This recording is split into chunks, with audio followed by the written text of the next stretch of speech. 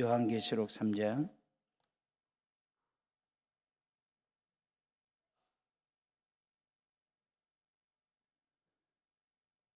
14절에서 22절까지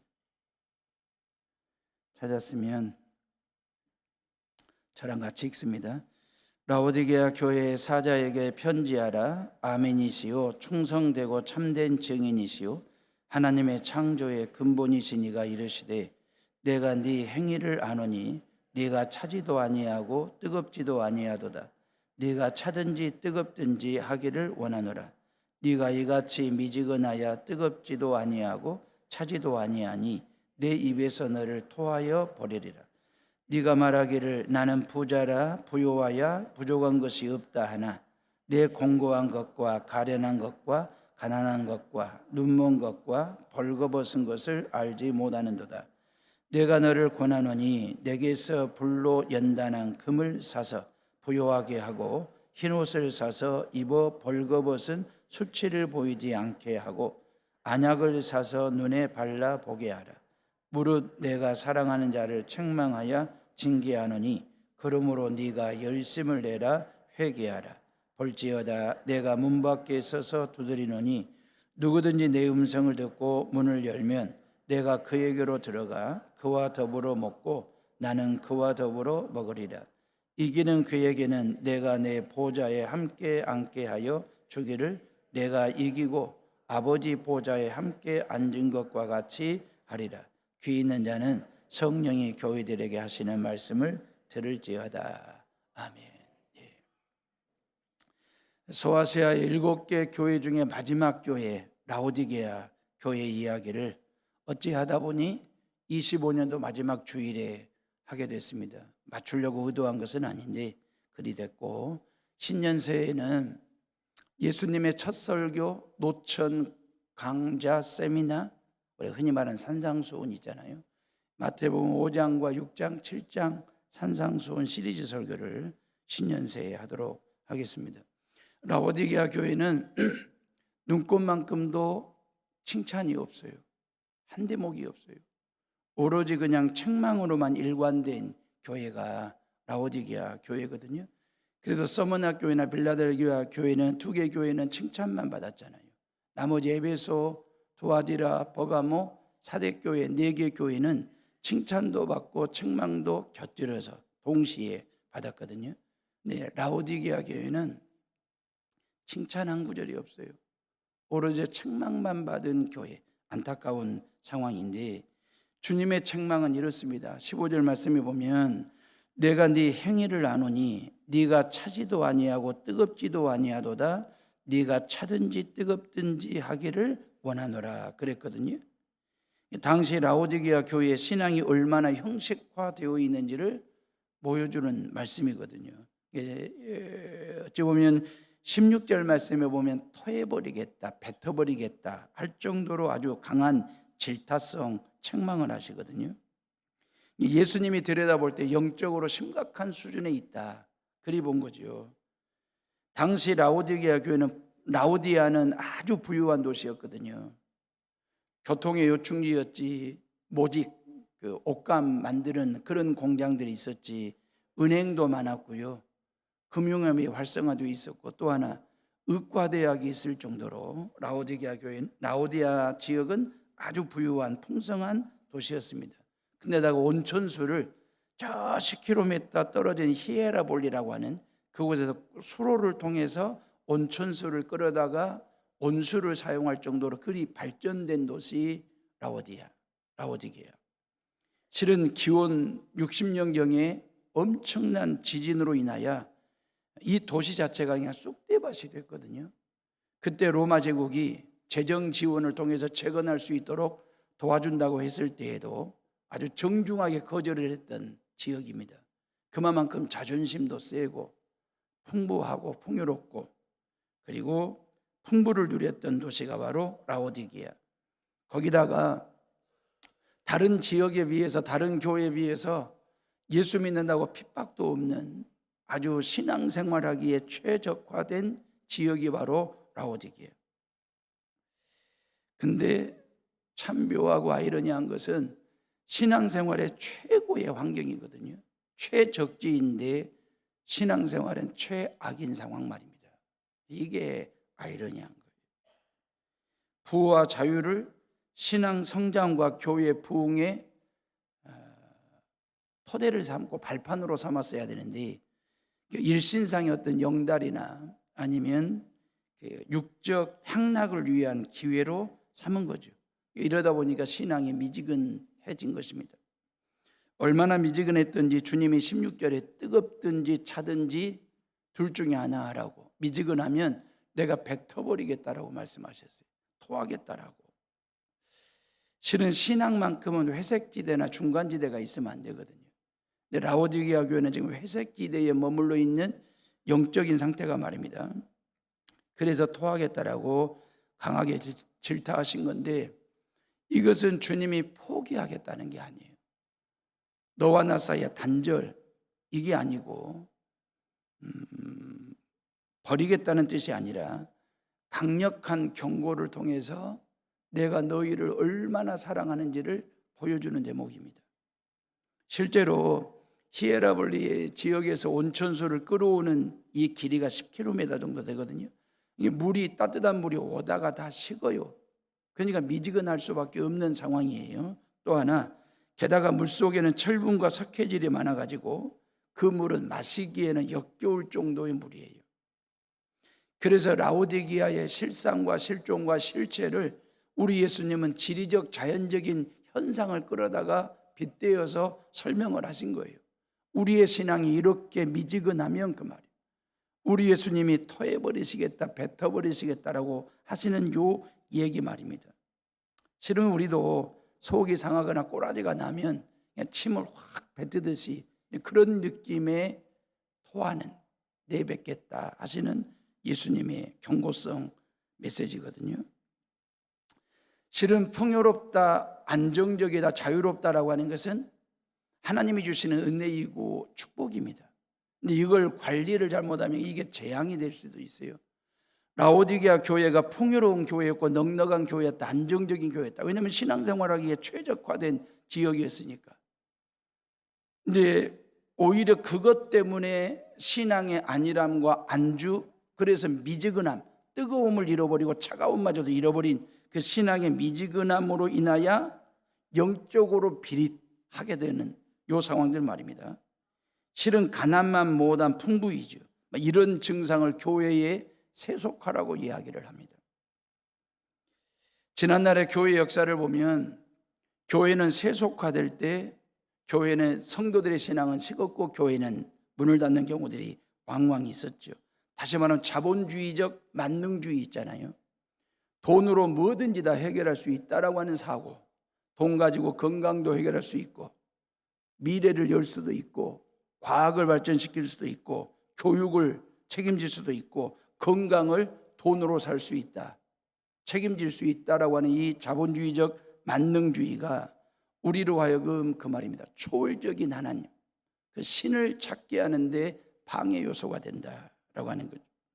사랑하는 에어로의 식구들이요, 여러분들의 신앙은 지금 상태가 어떻습니까? 뜨겁습니까? 아니면 차갑습니까? 아니면 미지근하십니까? 만약에 영적으로 미지근하다면 적당함의 미덕이라고 하는 게 있잖아요. 왜 내 신앙이 미지근해졌는지 이 적당함의 미덕이라고 하는 것, 뭔 얘기냐면 너무 나서지 마라, 적당히 해라, 굳이 그렇게까지 할 필요가 있냐, 이런 뉘앙스의 12조의 말을 자주 듣는 시대에 우리가 살고 있거든요. 뭔가 열정적으로 하면 피곤한 스타일이라고 핀잔을 줘요. 그리고 분명한 신념으로 똑부러지게 하면 극단적인 사람이라고 평가를 합니다. 너무 뜨거우면 부담스럽다고 말하고 너무 차가우면 무례하다라고 얘기를 해요. 그러니까 신앙생활을 하는데 어느 장단에 맞춰야 될지 참 애매모호한 포지션 자체가 말입니다. 그럴 애로사항들이 있어요. 그런데 신앙의 세계는 말입니다, 이 적당함과 미지근함이 가장 위험한 상태입니다. 그래서 예수님이 차든지 덥든지 둘 중에 하나 하라고 단호하게 말씀하신 거예요. 미지근하면 내가 토하고 내뱉겠다라고 말씀하신 거예요. 이 말은 열심히 하라고 하는 명령이 아닙니다. 열심히 해라, 권면도 아닙니다. 이것은 정체성의 위기에 대한 경고의 말씀이에요. 미지근함을 우리는 온도계 중간 지점으로 보는 경우들이 있거든요. 온도계 중간 지점으로 흔히 생각을 하는데, 하지만 영적으로 볼 때 미지근하면 혼재된 상태를 말합니다. 믹서가 된 상태, 짬뽕이 된 상태 말입니다. 다시 말하면 왜 미지근합니까? 뜨거운 것과 차가운 것이 혼합, 섞어지다 보니까 미지근한 상태가 되는 거잖아요. 이게 세계적인 가치관과 세상적인 가치관과 기독교적인 가치관이 믹서가 되고 혼재가 되고 비벼지면 그 말이에요. 섞이게 되면 결국 우리의 신앙이 그 말입니다.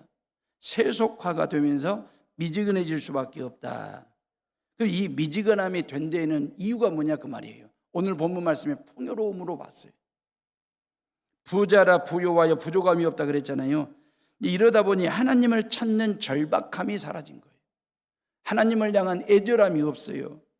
그래서 예수님은 18절에 라오디게아 교인들을 향하여 가련하고 가난하고 눈이 멀고 벌거숭이와 같다라고 진단하신 거예요. 우리는 흔히 미지근함에 대해서 이런 식으로 자신을 달래고 자신을 올릴 때가 있어요. 뜨거우면 좋고 차가우면 나쁘고, 그래도 미지근하면 중간쯤 하는 거잖아. 요 논리 말입니다.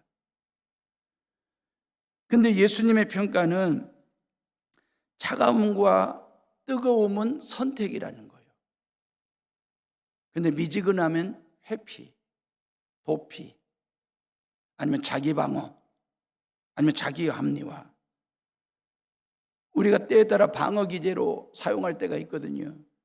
차지도 않고 뜨겁지도 않고 중간 지점이 가장 안전하고도 그냥 논리 모순에서 벗어날 수 있고 방어 기제로 쓸 수 있는 자기 합리화하기에 딱 좋은 지점이 미지근한 지점이라고도 생각할 때가 많거든요. 예를 들자면 하루에도 수십 건의 카톡과 문자를 주고받지 않습니까? 저는 이메일을 별로 보지를 않으니까 이메일은 놔두고라도 우리의 미지근한 신앙을 제가 이렇게 설명을 해볼게요.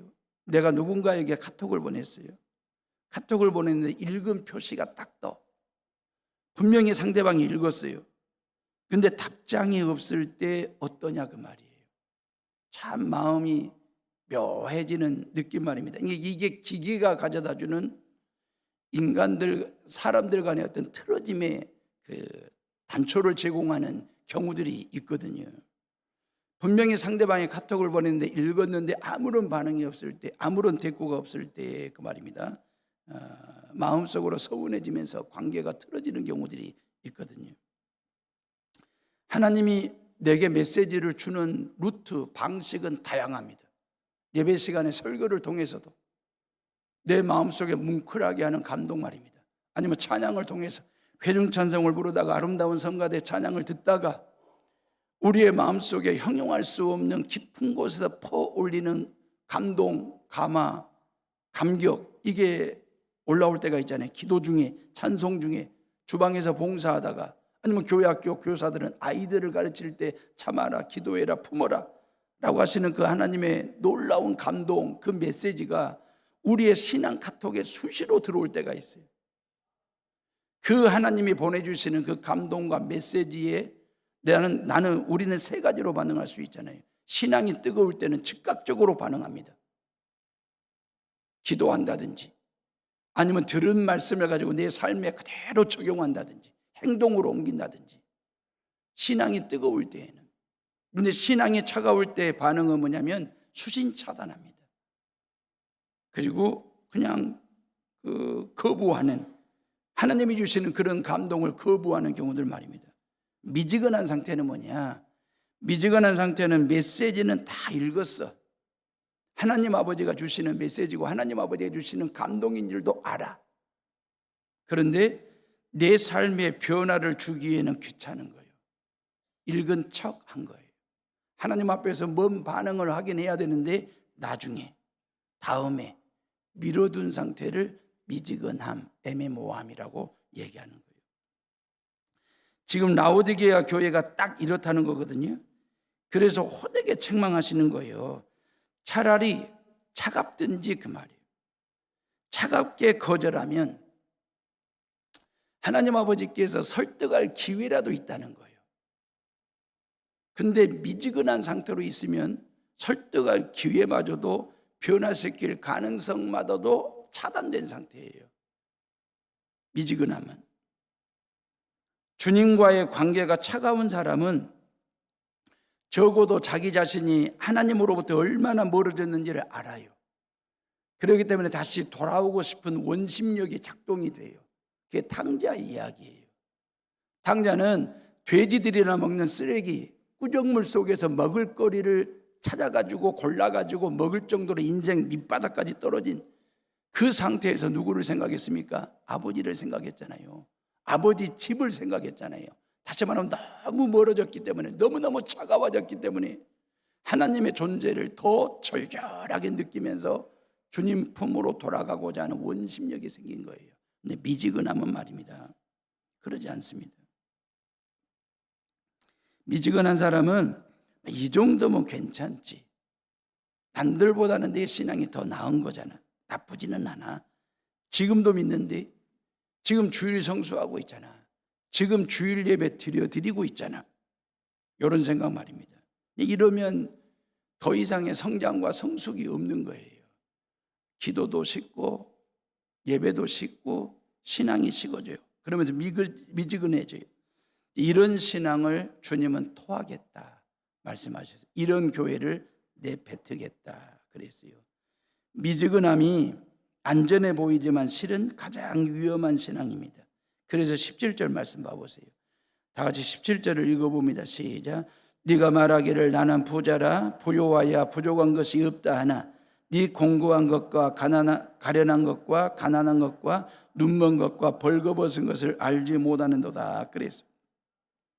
여기서 알지 못하도다라고 하는 원어로 우쿠오이다스라고 하는 말은 지각이 없는 무감각한 상태를 의미하는 것입니다. 그러니까 예수님이 진단을 세 가지를 내렸잖아요. 첫째, 가난하다는 거예요.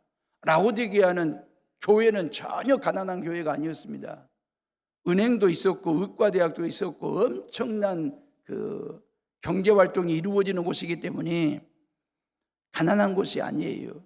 근데 주님은 가난하다고 했어요. 형편이 가난한 게 아니고 영적으로 가난하다. 이게 첫 번째 진단이에요. 두 번째는 눈이 멀었다 그랬어요. 라오디게아는 의과대학이 있었다니까요. 제약회사가 있었다니까요. 의학과 약이 개발되고 그랬던 지역이 있거든요. 특히 고약과 안약 말입니다. 고약은 귀병이 좋고 안약은 눈병이 좋은 특효약이지 않습니까? 근데도 눈이 멀었다라고 말씀하셨어요. 그 얘기는 영적으로 눈이 멀고 귀가 먹은 상태, 진단이 그렇습니다. 세 번째는 벌거벗었다 그랬어요. 라오디게아 교인들은 벌거벗을 일이 없어요. 왜? 모직공업이 발달됐거든요. 목화재배가 왕성한 곳입니다. 양들 목축업이 아주 왕성한 곳이거든요. 그렇기 때문에 양과 목화재배를 통해서 라오디게아 시민들은 옷을 풍성하게 입었던 사람들이에요. 근데 왜 예수님은 벌거벗었다고 얘기할까요? 그것은 딴 게 아니에요. 도덕적으로 신앙적으로 그 말이에요. 타락하야 추해서 영적으로 벌거숭이와 같은 추한 모습을 이야기하시는 것이거든요. 라오디게아 교회는 영적인 가난에 무감각하여 부요함을 자랑할 만큼 교만했어요. 자신들이 가진 물질을 영적 부요를 가늠하는 척도 잣대로 삼았어요. 모름지기 그리스도인은 자기 잣대를 가지고 자기를 판단하거나 설명하지 말고 주님의 잣대로 나를 평가하고 나에 대해서 설명할 수 있어야 돼요. 내 것이 무엇인지는 모르겠어요. 근데 라오디게아 교회인들은 부요함과 풍성함이잖아요. 안전함이잖아요. 그걸 잣대로 삼고 교회와 자신들의 신앙을 판단하니 부요함이 은혜이고 축복으로 여겼던 거예요. 근데 주님의 잣대는 그게 아니잖아요. 주님의 잣대는 말씀이 잣대가 되고 십자가가 잣대가 되는 거지 않습니까?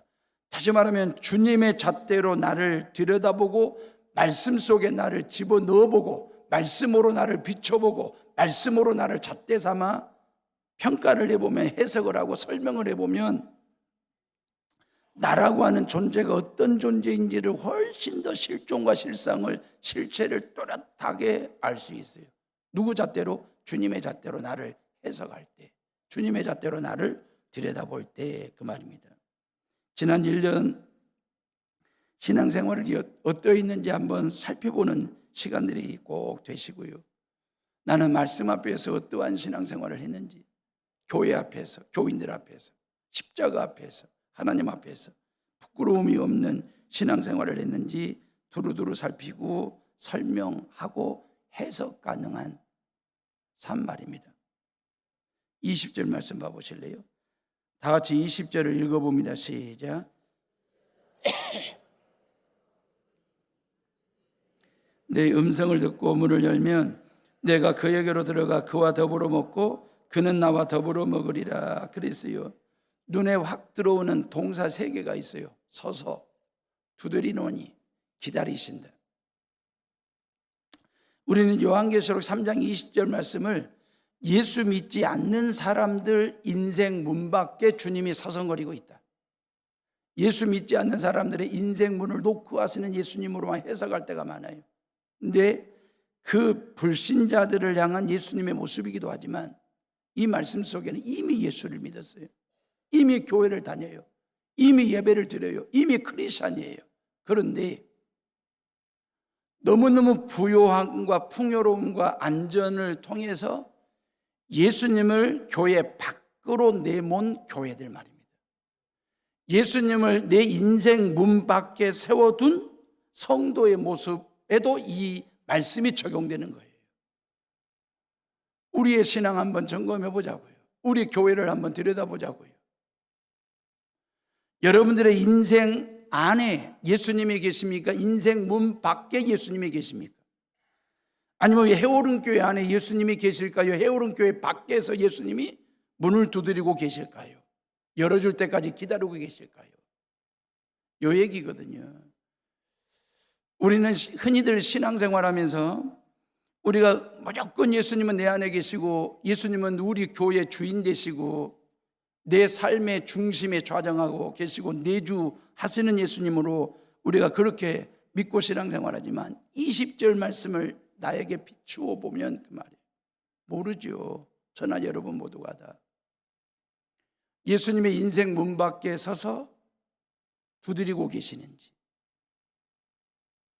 우리 해오른 교회 문 밖에 서서 두드리고 계시는지는 아무도 몰라요. 중요한 동사 3가지가 나오잖아요. 예수님이 서서, 그 말, 문 밖에 서서 두드리고 기다리시더라 그랬잖아요. 실은 예수님은 얼마든지 문을 부수고 들어올 만한 능력이 있으신 분이에요. 그럴 자격도 있고, 그리고 결코 그럼에도 불구하고 강제로 침입하지 않습니다. 억지로 문을 열지 않습니다. 문을 열어라, 그리고 안 열면 쳐들어간다, 윽박지르거나 위협하지를 않습니다. 왜냐하면 강제로 여는 것은 지배입니다. 그런데 기다리는 중에 열어주는 것은 사랑입니다. 예수님께서 교회의 주인 되시고 저와 여러분들의 삶의 주인 되시는 이유는 뭐냐면 우리를 지배하기 위함이 아니에요. 사랑하시기 때문이에요. 그래서 지금도 서서 두드리시고 열 때까지 기다리시는 그 예수님의 사랑 말입니다. 주님께서 계속 문을 두드리시는 이유는 썩나신 것이 아니에요. 화내시고 혼내시려고 하는 게 아니라 너와 나 사이에 끝장내자, 이게 아니에요. 네가 문을 열면 내가 너에게로 들어가 너와 내가 더불어 먹고 네가 나와 함께 더불어 먹는다. 유대인들은 식탁에 누군가를 초대를 하면 가족처럼 친밀도를 올립니다. 가족이라고 생각하기 때문에 나와 함께 더불어 먹고 내가 너와 함께 더불어 먹는다. 이게 유대인들의 식사 문화거든요. 예수님께서 끝까지 서서 두드리시고 기다리시는 이유는 뭐냐면 저와 여러분들을 사랑의 대상으로 여기시기 때문에, 지배의 대상으로 여겼다면 진즉 문 부수고 들어왔지. 그 당신이 왕 되는 거지. 우리를 지배하시는 거지. 그게 아니에요. 우리를 사랑하시기 때문에 끝까지 기다리시는, 열 때까지. 그게 예수님의 사랑이에요. 근데 두 가지 원리가 있어요. 지난 1년 말입니다. 예수님이 여러분들 마음의 중심 안에 계셨는지 아니면 밖에 계셨는지. 만약에 밖에 계셨다면 나 혼자 애쓰고 몸부림치는 삶이었어요. 지난 1년이. 예수님 없이 예수님이 문 밖에 계셨다면 나 혼자 애쓰고 몸부림치는 삶이고 신앙이었어요. 근데 예수님이 내 마음의 중심에 들어오셨으면 나는 예수님과 더불어 사는 삶을 산 거예요. 아주 간단한 논리입니다. 내년 2026년 신년 새해를 1년을 어떻게 살 거냐? 나 혼자 여전히 몸부림치며 애쓰는 삶을 살 거냐면 문 닫으세요. 안 열어주시면 돼요. 주님은 억지로 들어오지 않습니다. 근데 주님과 함께 더불어 사시려면 활짝 열어 제끼세요. 그리고 여러분들의 마음의 중심에 예수님을 주인으로 모시세요. 이 교회 주인은 예수 그리스도이세요. 그 믿음을 갖고 사는 거예요. 사랑하는 에어로의 식구들이요, 하나님이 원하시는 것은 완벽한 신앙이 아닙니다. 항상 열정적이어야 한다, 뜨거워야 한다는 압박도 아닙니다. 하나님이 원하시는 것은 너의 마음이 나에게 향해 있느냐, 그거. 네 마음의 문이 내 쪽으로 열려 있느냐, 이걸 물어보시는 거예요. 이 마지막 주일에 나의 예배는 일요일의 루틴인가? 아니면 하나님을 향한 뜨거운 고백인가? 나의 기도는 기도 목록을 읊조리는 작업인가? 아니면 읊는 작업인가? 아니면 영혼의 갈구인가? 일요일의 루틴? 루틴이라는 말이 뭔 말이냐면 의식하지 않아도 반복되는 정해진 흐름을 루틴이라고 얘기해요. 예를 들자면 아침에 일어나요. 일어나자마자 세면 세수를 하고 이빨 칫솔질을 하고 그리고 새 옷을 갈아입고 밥을 먹고 출근을 하고 학교를 가요. 이건 의식하든 무의식적이든 이건 정해진 흐름 속에 자동으로 안에 시스템화된 루틴이에요. 실은 루틴 자체가 나쁜 것은 아니에요. 생각하지 않아도 돌아가는 자동 시스템 말입니다. 운동 루틴을 가지고 있으면 건강해지는 거니까 좋은 거잖아요. 공부 루틴이 있으면 애들은 실력이 올라가겠지요. 기도와 찬양의 루틴이 있으면 신앙의 뿌리가 깊어져요.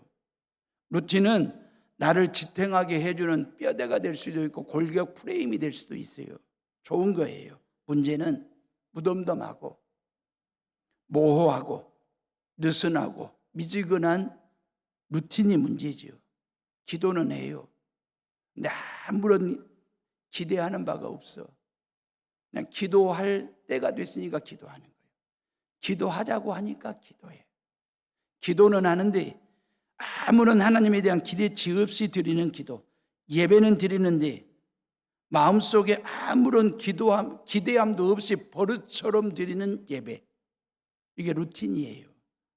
주일 성소를 하는데 그냥 주일이니까 지금까지 해오던 일이잖아. 30년 40년 동안 다녔던 교회인데 교회 가지 뭐, 예배 드려주지 뭐, 이거 미지근함이에요. 나의 예배가 일요일에 루틴이 된다는 것은 신앙의 생화가 아니라 조화로 바뀌고 있다라고 하는 위험한 징후예요. 예배 순서 꿰뚫고 있어요. 찬송가 645장 중에 500곡 정도는 거뜬하게 부를 수 있어요. 성경 쫙 꿰고 있어요. 헌금도 드려요. 루틴이에요. 이런 루틴 같은 행위는 조화의 화려한 꽃잎처럼 아름다울 수 있어요. 루틴이 된 예배는 나를 불편하게 하지 않습니다. 루틴이 된 예배는 찔림도 없어요. 눈물도 없어. 그저 오늘도 예배 드렸어. 주일 성수했어. 한 건 한 사람처럼 의기양양 교회를 떠나요. 빠져나가. 진짜 중요한 것은 내가 드리는 예배에 하나님이 받으실 만한 생명력이 있느냐 그 말이에요. 향기가 있느냐 그 말이에요. 신령과 진정이 있느냐 그 말이에요. 하나님은 조화처럼 정교한 장식품이 아니라 비록 좀 거칠고 투박해도 상처가 나 있지만 생화처럼 생명력이 있고 향기 나는 그 예배를 하나님이 원하시고 그 신앙을 하나님이 원하시는 거예요. 예배를 드리는 내가 조화이냐 생화이냐? 조화는 완벽합니다. 조화는 시들지 않아요. 물 주지 않아도 1년 동안 그 아름다운 자태를 그대로 가지고 있고 유지하고 있습니다. 조화는. 그런데 생화는 시간이 지나면 시들해져요. 그렇기 때문에 매일매일 물을 주고 관리를 해야 돼. 번거로워. 조화는 번거로울 게 없어. 생화는 귀찮아. 조화는 귀찮을 게 없어. 그런데 매일 아침마다 내 코를 들이대고 향기를 맡는 것은 조화가 아니에요. 생화에다가 코를 들이대고 빨아들여요. 그때 생명력과 향기가 내 코 속으로 혹 들어올 때 그 말이에요.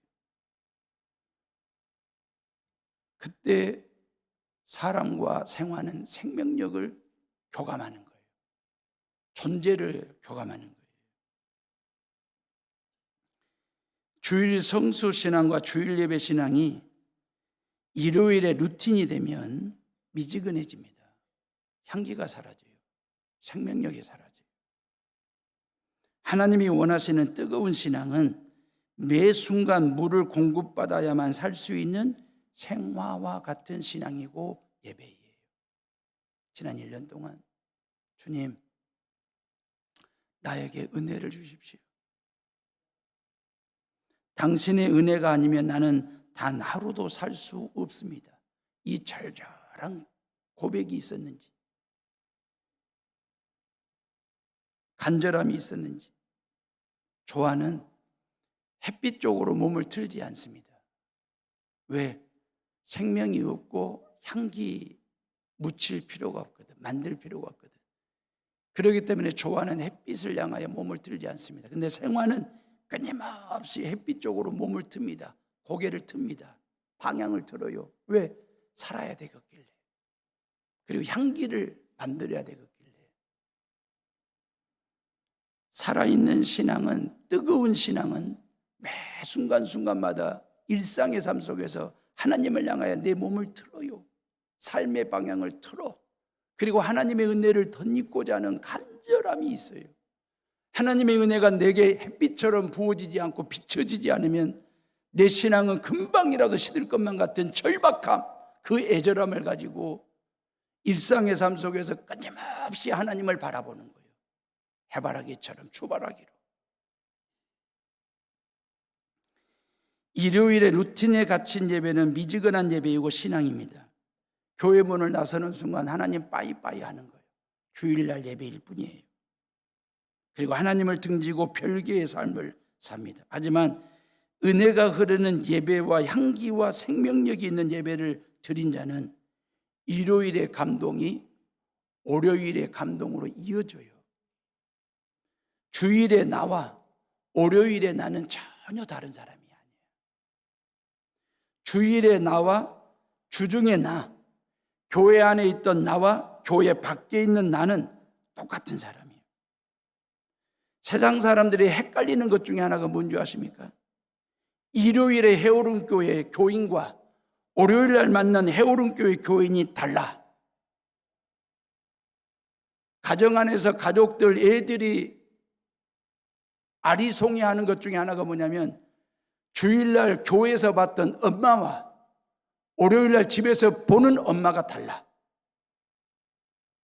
설교 단상에 있는 임지영 목사와 설교 단상 밑에서 만나는 임지영 목사가 달라. 문제가 많지.